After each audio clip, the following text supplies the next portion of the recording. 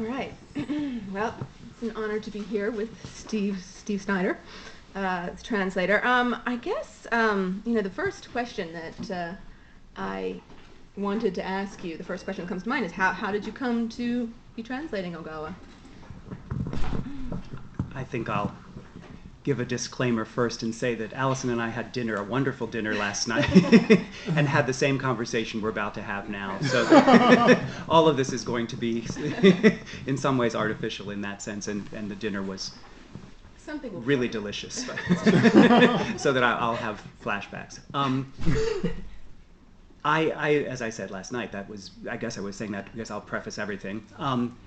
I was a graduate student at Yale, and I was studying with someone who is, I think, one of the most eminent translators of Japanese fiction, Edwin McClellan, the translator of Soseki's Kokoro and Shiga's Dark Knight's Passing, among many other novels. And I was just beginning my dissertation research, and a publisher asked him, because of his reputation, to translate a novel, and it was something he didn't want to do, so he passed it on to me, and I was in no position to turn it down. And it was a novel by Tsuji Kunio called The Signore, and with beginner's luck it won a translation prize, and beginner's luck. And much better than that, John Updike was writing a group review of new historical fiction, it's a historical novel, in the New Yorker, and he threw this in, and he singled out the translation as stately and lucid. And as a graduate student, I thought, well, if you translate and everything you do gets reviewed by John Updike, I'll just keep doing this. So that was the beginning of that. Yes, that was beginner's luck. And of course, John Updike just has nothing to say about any of the rest of my translation.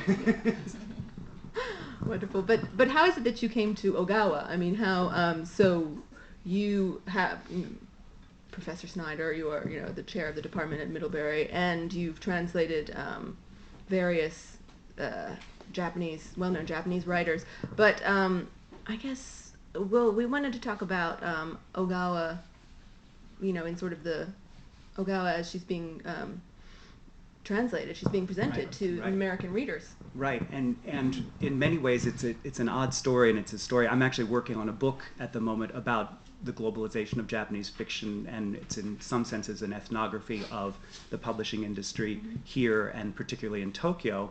And the story of Ogawa is going to be, if not a chapter, at least a set piece, because it's so indicative of how things are working these days.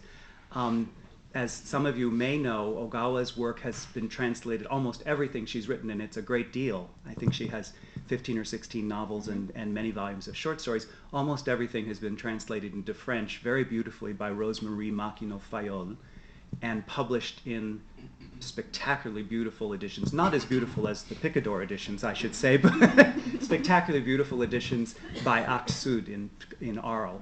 And those books have been read, apparently, it came to my attention, by people who look at fiction in this city. And so an agent, Anna Stein, was acquainted with Ogawa through those works, and Amber Qureshi, who was working at Picador, and Deborah Treisman also had read Ogawa, apparently a great deal of Ogawa in French. And ultimately, through Anna Stein, Deborah Treisman contacted me and asked me if I would do a story for the New Yorker. And of course, once something appears in the New Yorker, then interest arises. And everybody wants to talk about it. The real question, in a sense, for the Picador editors has been how to do this introduction, because there is such a long, large backlist, and her work is very, very diverse. And so it's been tricky trying to decide exactly what order to translate the books and bring them out. Right.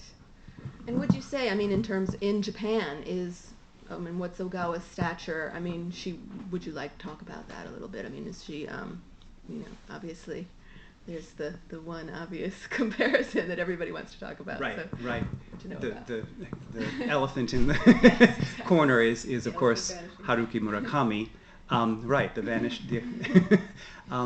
And of course there is a sense in which he dominates certainly contemporary Japanese fiction. He also is, of course, the one truly saleable, marketable Japanese author in this country as well.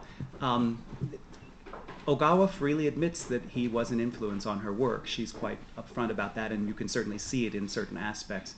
The pared down sentence structures, the kind of flirting with versions of magical realism and that kind of thing. Right. But she is very much her own writer, and in Japan, I think she's seen in some ways as a writer of very serious fiction until The Housekeeper and the Professor, which is a very serious novel, but moved her into a different level. It was an enormous success in Japan and won one of the top book prizes. She had won several of the others, but this one is a very notable prize, and in a way it's by far the biggest seller and has put her on the map as a writer in the same sort of category as Kirino and Murakami.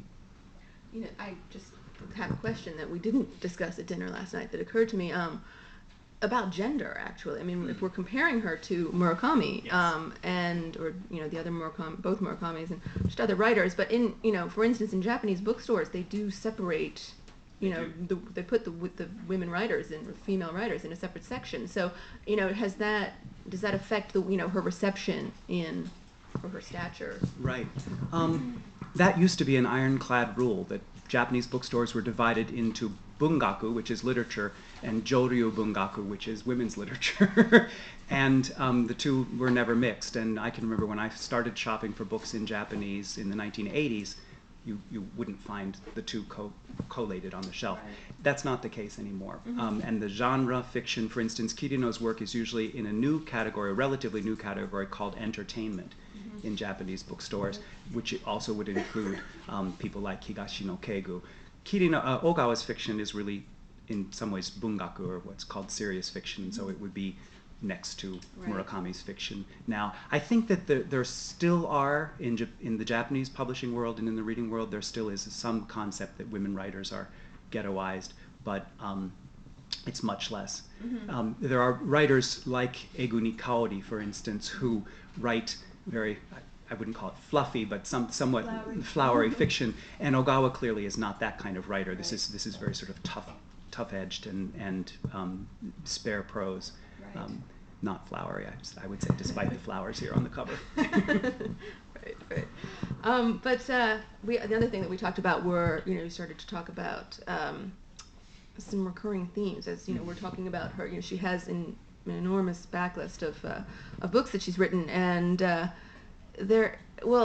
is there a similarity? Are there themes or images that she uses? One of the things that's obvious in this book, The Diving Pool, are there's food, issues with food and rotting food and bodies. That's another thing that you had brought up, and obviously that issue. So, how does that function in her literature? Again, as I said last night, I was at a panel discussion that was following a reading that Murakami Haruki did in Berkeley in October, and he did a sort of what the Japanese call a taidan, which is very much like this, a discussion on stage with Roland Keltz, who is a sort of a purveyor of popular culture in Japan at the moment, or to the U.S. And Keltz asked Murakami what his fiction was about, what made him write, and Murakami said, "I'm an extraordinarily obsessive person. I obsess over any number of things." And of course you can see this in his fiction. There's always has to be spaghetti, and there always have to be cats, and the obsessions are kind of predictable now in his fiction. And I think that is a point of similarity between Ogawa and Murakami. There are these sort of images that become leitmotifs that run through a certain novel, but across titles there are many. You mentioned rotting food. I'm rereading a volume that perhaps I'd like to translate right now of hers called, the loose translation of the title would be something like Reticent Corpse, Disturbing Funeral, or something like that. But in that book too you have, it's a series of interconnected stories, and the second story already has rotting scallops in it, and the fourth story has a house that is literally packed to the roof with kiwi fruit. And immediately then you think of the rotting food in the diving pool, or the grapefruit in And then Pregnancy Diary. Right. She hates kiwi. Right, she does. Right. So she's constantly talking back and forth to herself, and she is clearly an obsessive person as well. She's